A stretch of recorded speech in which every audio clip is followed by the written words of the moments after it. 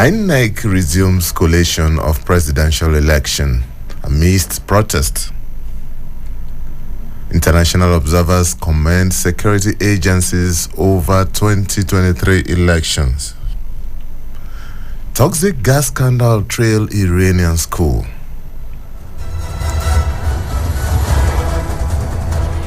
A warm welcome to the Citizen FM News at 6. I am Lawrence Umoite. After two postponements, on day 3, the Independent National Electoral Commission has resumed the collation of results for the 2023 presidential elections at the International Conference Center here in Abuja. INEC Chairman Professor Mahmoud Yakub said results have come in from 17 states altogether. The results of Niger and Benue states were presented, followed by that of the Federal Capital Territory.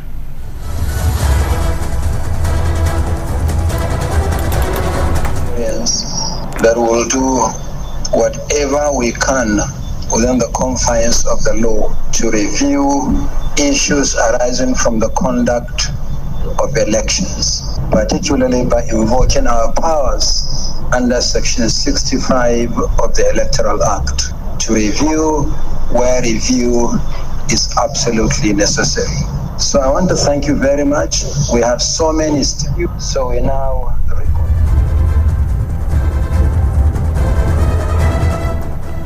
Meanwhile, leaders of some political parties threw their weight behind the decision of INEC to go ahead with the collation.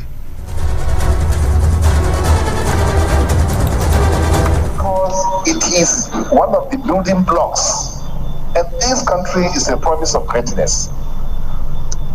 And Mr. Chairman, my members are here to encourage you to go ahead and ensure that the process is concluded and concluded well, so that some of our members who may have issues can now do what the process already has made provisions for, which is to seek redress.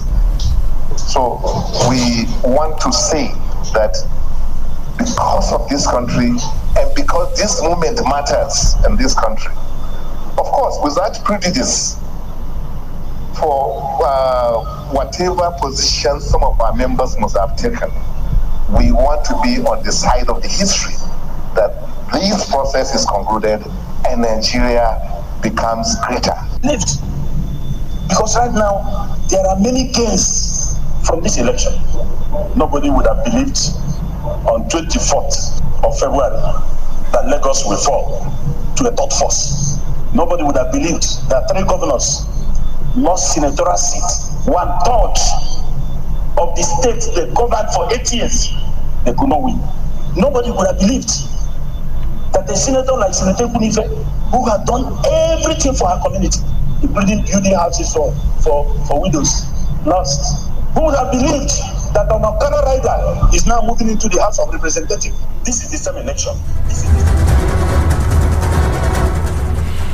Meanwhile, the vice presidential candidates of the People's Democratic Party and the Labour Party, Governor Ifeanyi Ukowa and Dr. Dati Babame, says there was no transparency in the just concluded elections. The duo disclosed their position at a joint press conference in Abuja. At the conference by the 3 opposition parties, the PDP, the LP, and the African Democratic Congress, they demanded that the national chairman of the Independent National Electoral Commission should step aside over what they call irregularities that allegedly marred the presidential election. Election results must be transmitted at the polling unit level. And that is the basis. Those results are the over 176,000 units that we can use through the process of collation. So if you have not transmitted those results, it means that you have actually not conducted the election under the very law that we all accord.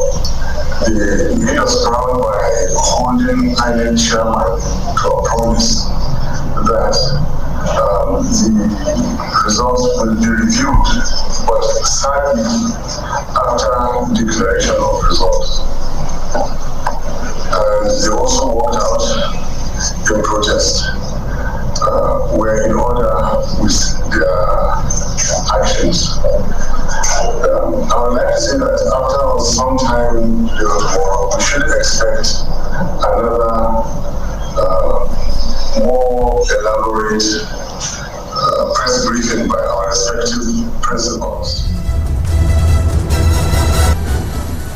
The All Progressives Congress Presidential Campaign Council has slammed opposition parties over their calls for the cancellation of the presidential election. At a briefing in Abuja today, the media advisor of the APC Presidential Campaign Council, Dr. Dele Alake, knocked the Labour Party and the PDP for calling for the cancellation of the election. He said it will be tantamount to an abortion of democracy. Mr. Lake said the presidential candidates of the PDP and his Labour Party counterpart, he urged them to accept defeat honorably. The Nigerian Police Force, alongside other security agencies deployed for the election security management in the 2023 general elections, were commended for their commitment to ensuring a secure electioneering process in the country. This commendation comes on the heels of the African Union Commission Election Observer Mission and the ECOWAS visit to the Inspector General of Police, Usman Baba Adelu's Edet House of the Force headquarters in Abuja. The Force Public Relations Officer Olumiwa Adejobi revealed this in a statement. The Nigerian government has accused former President Olusegun Obasanjo of attempting to undermine the electoral process and incite violence after he cast doubt over the veracity of Saturday's election. In a press release in Abuja, the federal government said though the former president was masquerading as an unbiased and concerned elder statesman, he was in reality a known partisan person who is bent on thwarting the process. And for some foreign stories now, at least 650 girls have been poisoned by toxic gas in Iran since November in what many believe is a deliberate attempt to force their schools to shut. No girls have died, but dozens have suffered respiratory problems, nausea, dizziness, and fatigue. It became evident that some people wanted all schools shut, especially girls' schools, to be closed down, the Deputy Health Minister said. And for some sports stories now, the coach of the Nigerian under-20 national team, Issa Boso, says his boys will beat Uganda's Hippos in their Africa under-20 Cup of Nations quarterfinal duel on Thursday and reach the FIFA under-20 World Cup finals scheduled for Indonesia between May 20th and June 11. Uganda and Nigeria will trade tackles at the 22,000 capacity Suez Canal Authority Stadium in Egypt on Thursday. Before we end the news, a recap of the highlights. INEC has resumed collation of presidential elections results amidst protests. International observers have commended security agencies over their role in the last election. And in Iran, we brought you a report that toxic gas scandal has trailed a school there. And that's the Citizen FM News at 6. I am Lawrence Umoite.